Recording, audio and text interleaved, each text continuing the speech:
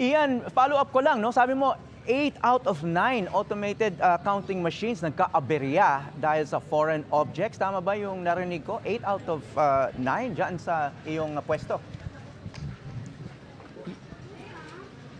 Yes, Howie. Actually, Howie, yung isang ACM nga dito, no, 5 times siyang nagkaroon ng aberya. So, ganun lagi ang nangyayari, Howie, pag ang tansya nila, pag about 1 hour or more na yung ginagamit yung ACM, so doon na nakikita at na-experience yung aberya, no, na hindi na nga binabasa yung pinapasok na balota, iluluwa ito, and then ang ginagawa naman na nila ngayon, Howie, dahil nga for several times na-experience yun, ay nililinisan yung scanner nung ACM, at pag naayos ng malinis ito, muli na lang bubuksan yung ACM, and then eventually babalik na ulit sa normal. So ganun na lang, Howie, yung ginagawa nila dito mula kaninang umaga. At ito nga, Howie, kanina punong-puno talaga itong area na ito dahil nga natenga lahat ng mga boboto dahil nga halos magkakasunod na nagkaaberya yung mga ACM. Pero mabuti nga ngayon, Howie, parang alam na at kabisado na nitong mga electoral board members at